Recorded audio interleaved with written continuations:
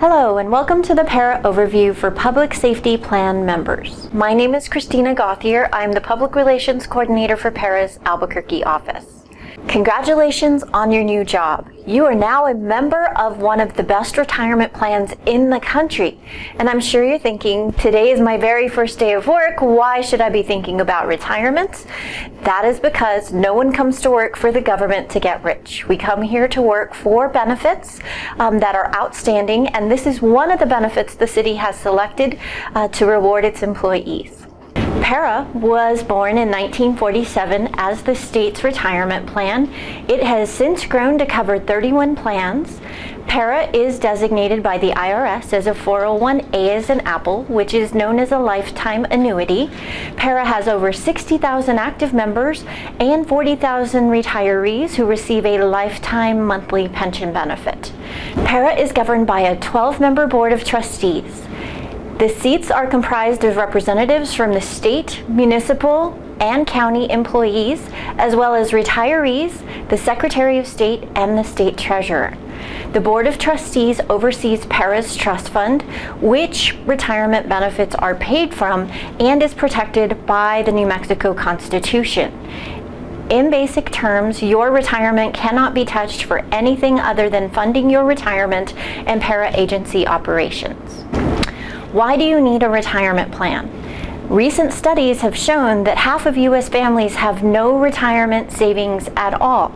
No one wants to work forever. I know, we ask members all across the state of New Mexico during presentations on the road, and out of all of those presentations, we've had roughly 5 people raise their hands. This is a mandatory participation plan, and the city is doing you a favor by requiring you to participate so that you can have a lifetime pension waiting for you when you complete your career. How does this work? You are classified as a Tier 1 member of PERA if you were hired for the first time on or before June 30th of 2013 and had member contributions in your account as of that date. The only other way to be designated as a Tier 1 member of PERA is if you were officially retired on or before June 30th of 2013 and had PERA contributions in your member account as of that date. The only other way to be classified as a Tier 1 member of PERA is if you were officially retired as of June 30th, 2013. Tier 1 members of all public safety plans are vested in our retirement system after completing 5 years of PERA service credit. You will be classified as a Tier 2 public safety member if you were hired into your first PERA eligible position in the public safety structure on or after July 1st of 2013. The second way to be designated as a Tier 2 public safety member is if you worked for PERA in the past, separated service, and took a full refund of your employee contributions, leaving you with a zero balance as of June 30th of 2013, and then returned to employment under PERA's structure July 1st of 13 or later. This is true even if you repay PERA all of those refunded contributions and interest. Tier 2 members of all public safety plans are designated by their hire date. If you were hired on or after July 1st of 2013 into a public safety plan, you will be designated as Tier 2. The other way to be designated as a Tier 2 member of the public safety plan you were hired into is if you worked for PERA in the past, separated service, requested a refund of your employee contributions and interest, leaving you with a zero balance on June 30th of 2013. When you re-employ July 1st of 13 or later, you will be designated as Tier 2. This is true even if you repay all of those refunded contributions and interest. Tier 2 members of all public safety plans will be vested in our system after completing 6 years of PERA service credit. Now I'm sure you're wondering, what on earth does vesting mean? For those of us who are vested, we have an understanding that vesting means PERA is holding, on account for all of us who've reached that threshold, a lifetime retirement benefit. Vested members also have the ability to purchase additional types of service credit. PERA's beneficiary designation form. PERA has two types of beneficiaries that you will designate at this time. Your refund beneficiary, just as the name implies, is eligible to receive a refund of your biweekly contributions and any interest paid on that account if you pass away prior to vesting in our retirement system. From the moment you vest, or if you pass away as a result of a duty-related death, your survivor beneficiary would be entitled to lifetime pension payments in your name. Making sure that you designate an appropriate beneficiary who will honor your wishes if you pass away is of the utmost importance. When I first hired into a para-eligible position at the city of Albuquerque, the HR folks I had interned with actually pulled me aside and said, "Do not name your significant other as your beneficiary." I didn't understand then, but I do understand now that if I had designated that significant other and we broke up later, if I forgot to update my beneficiary designation at PERA, there is a chance that PERA would have paid my ex instead of somebody who would honor my wishes. So making sure that you keep your beneficiary designation up to date is of the utmost importance. Member and employer contributions. The position you are hired to fill today will determine which of the three plans on this chart you will participate in. The employee contributions for your designated plan and salary will be withheld on a pre-tax basis and sent to PERA tied to your Social Security number and deposited into a bucket which is being held in trust for you. The employer contributions will be withheld separately and sent to PERA. Those contributions are deposited into PERA's general trust fund and are non-refundable whether you retire from PERA or you separate and request a refund. The next column has the words pension factor at the top, and unless your entire career you've worked at PERA, this terminology may not make a lot of sense. What makes more sense is telling you that based on your tier and your plan of membership, you are earning a set percentage for every year of service credit you bank in PERA's structure. If you accrue the appropriate amount of service credit for your tier and plan, you have the ability to reach the pension maximum referenced in the last column of this table. Each and every PERA member has the ability to draw 90% of their final average salary, provided that they accrue the appropriate amount of service credit reflected on the chart. For our Tier 1 Police and Fire Plan 5 members, any individual who completes 25 years and 9 months under this plan has the ability to draw 90%. For our Tier 2 Police and Fire Plan members, as well as our municipal detention officers, it will take you 30 years of service credit to reach that 90% maximum. Now, I'm sure you're thinking on your first day, I had no intention of working that long. However, I personally know individuals who have worked and exceeded that maximum in the public safety structure here at the city of Albuquerque. So it's definitely doable, but we are going to talk a little bit later in the presentation about your ability to retire sooner. At the minimum, PERA is required to pay your employee contributions and interest to you, your designated beneficiary, or your estate. By law, PERA cannot keep anything that is deemed employee contributions. Your employer contributions, as I may have mentioned earlier, are non-refundable. Those dollars are being held in the trust fund to continue paying your lifetime retirement benefits after your employee contributions are fully distributed. For your reference, PERA does not allow loans or emergency distributions of employee contributions while you are actively employed. In order to access the employee contributions, you have to separate service, remain separated for a minimum of 30 days, and then make an application for a total refund or rollover. And so if you are experiencing financial hardships, your retirement account is not the place to come for a loan. Earning service credit. So today, being somewhere near the very first day you became a city employee, you do not get instant service credit for showing up for one day of work. Service credit at PERA is based on 3 pieces of information. First and foremost, dates are super important where PERA is concerned. At the bottom of your member enrollment form, your HR staff is actually certifying to us your first day of employment. As long as that date happens to fall on or before the 16th day of the month, you have met 1/2 of the requirement for earning service credit for your first month of employment.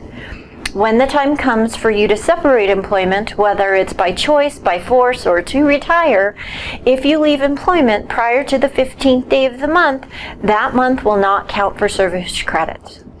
The last factor that is used to determine monthly service credit is your salary. Each and every month, from the first month you are employed to the last month you are employed, you must be reported to PERA as having earned no less than half of your normal salary as a full-time employee. If you are designated as part-time in your hiring paperwork that comes to PERA and you are employed less than 30 hours per week, you need to reach out to PERA, which will provide that contact information later, to determine how service credit requirements apply to you, as PERA experienced a rule change in 2014. Provided that you are not part-time, the only requirement for full-time employees related to salary is that you cannot earn less than half of your normal salary each and every month. I'm sure you're thinking, how is that possible if I'm full-time? You need to be aware that if you take things like family medical leave or workers' compensation benefits or leave without pay for more than half of any month, it can impact your service credit earnings in your retirement system. Earning service credit is separate from other types of service credit you may be eligible to purchase or earn. Purchased and free service credit. Individuals who have worked for a PERA-related entity in the past, who have separated service and requested a refund of employee contributions, have the ability to purchase their refunded, withdrawn, or forfeited service credit once they have returned to employment under PERA and a minimum of 1 month of service credit has been posted to their account. Withdrawn service credit can be purchased in 1-year increments or in total, depending on your financial situation. PERA does not allow members to purchase less than 1 year of service credit, known as withdrawn, forfeited, or refunded, unless the member withdrew less than a year's worth of service. The next type of service credit you may hear around the office is known as airtime service credit. Airtime literally comes from taking service credit out of thin air and allows you to purchase up to 12 months of additional service credit after you are vested. The cost of airtime is based on the member's age, service credit, salary, and plan.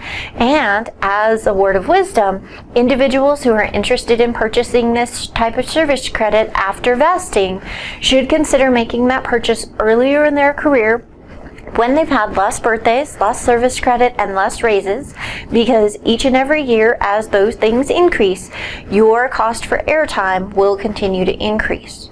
No member can purchase more than 12 months of airtime service credit anytime during their career.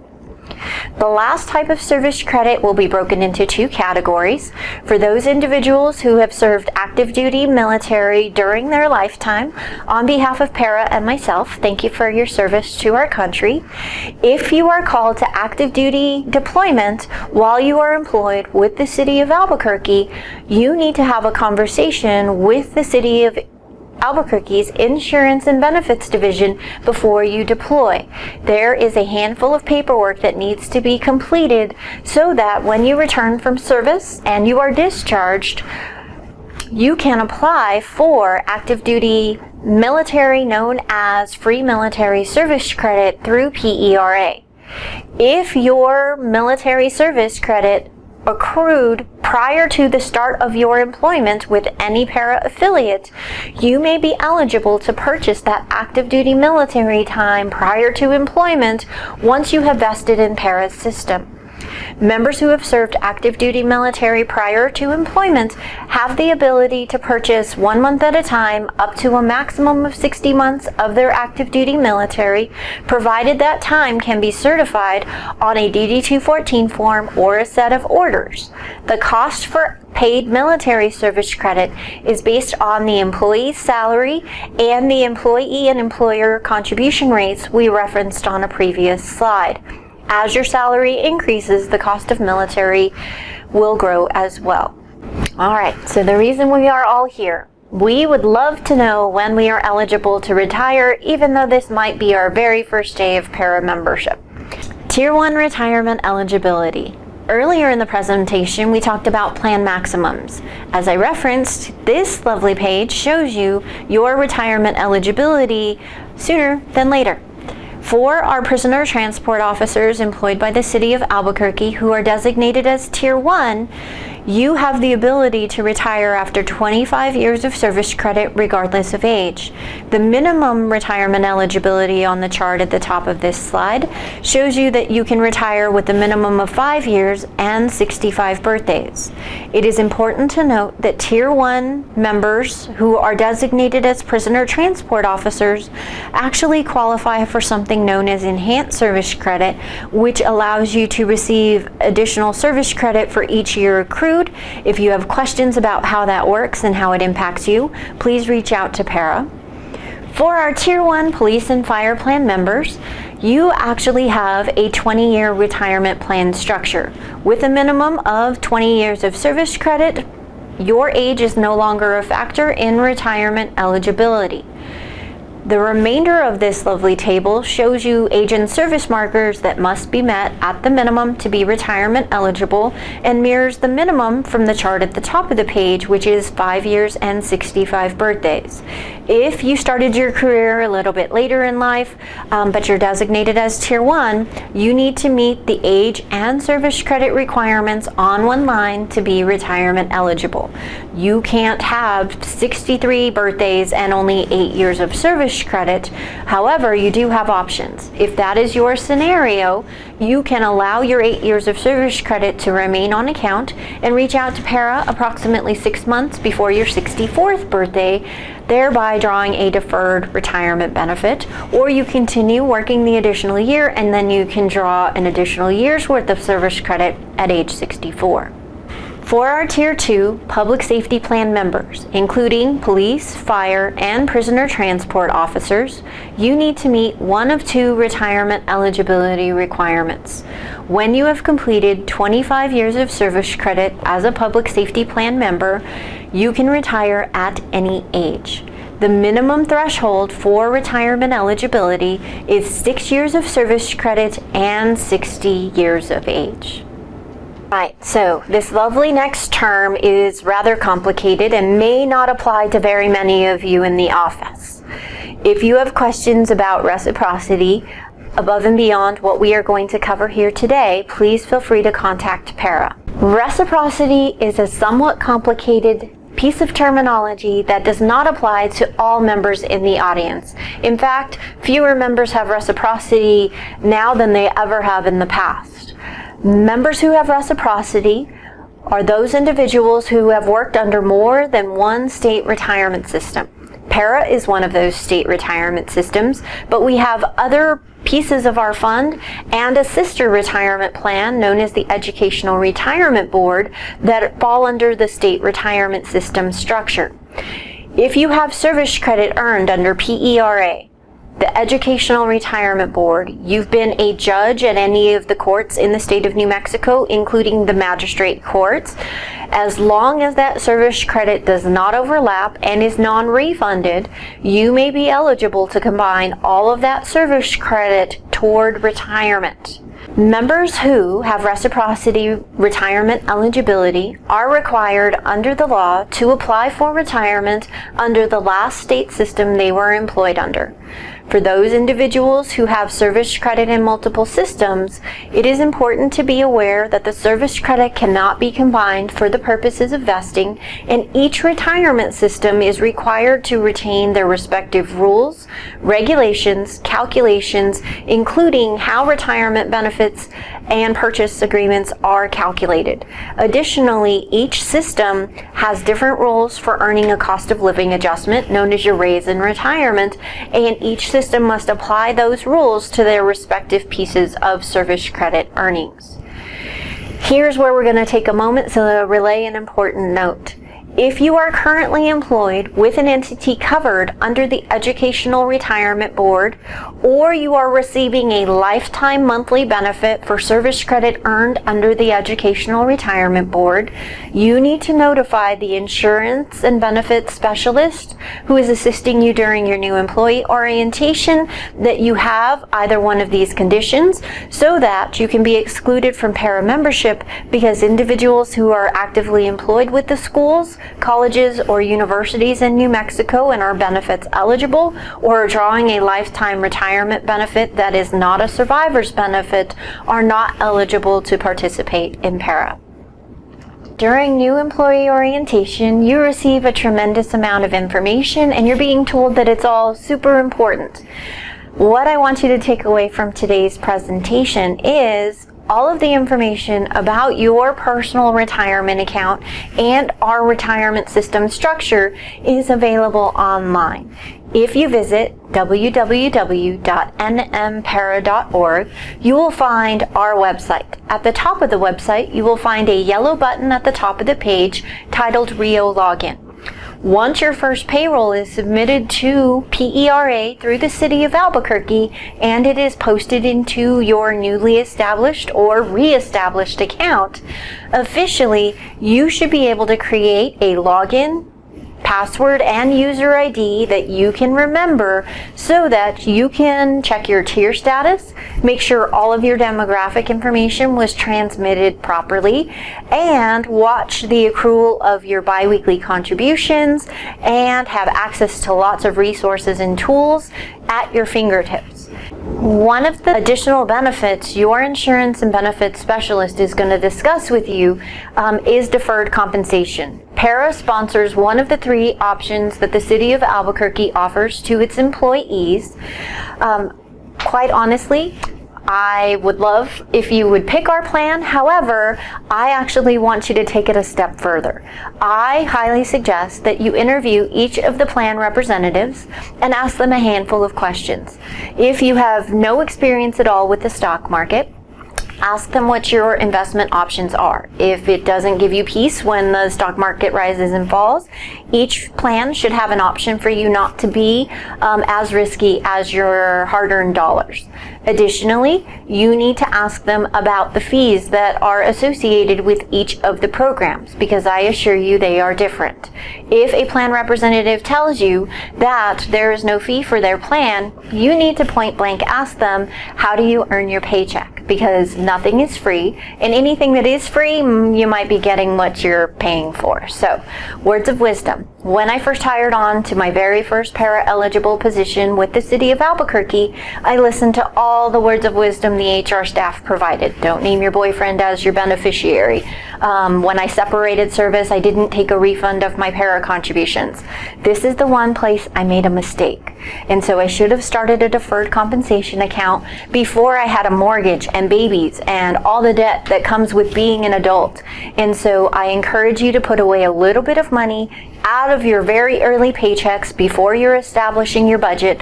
I promise you, you won't miss it. And when you get to the retirement finish line, you'll have a nice little nest egg to do with what you please or to cover expenses you may not have anticipated. The day that somebody comes to me and says, Christina, I've saved too much money, what do I do now? I presume I'll be out of a job. PERA would like to be your social media friend. We realize that not everybody opens their mail in a timely manner, and so we're doing our best to embrace the technological era. We have established accounts on Twitter, Instagram, Facebook, and we'll be rolling out our YouTube channel soon with recorded videos and presentations and meetings. So we encourage you to follow along. This is one of the ways we expect to distribute information related to your retirement plan in a super timely manner without having to wait for mail to hopefully reach you. Last but not least, PERA has 2 offices. Our main office is in Santa Fe, which houses the majority of PERA's staff. That office is located off of Cerrillos Road next to the Santa Fe New Mexican Printing Press and the outlet mall that's based in Santa Fe. You are welcome to reach out to them, but for your convenience, PERA actually has an office here in Albuquerque that is situated off of the southeast corner of Manal in Louisiana in the Bank of Albuquerque Delta Dental Building. You are welcome to visit either office, walk in, first come, first serve, anytime between Monday through Friday, 8 a.m. to 5 p.m.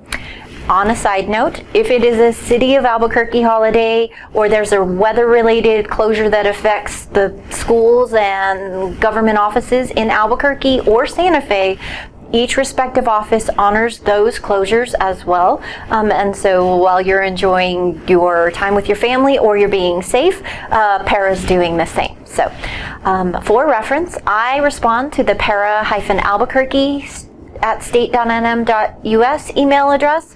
If you have questions, I'm happy to help you.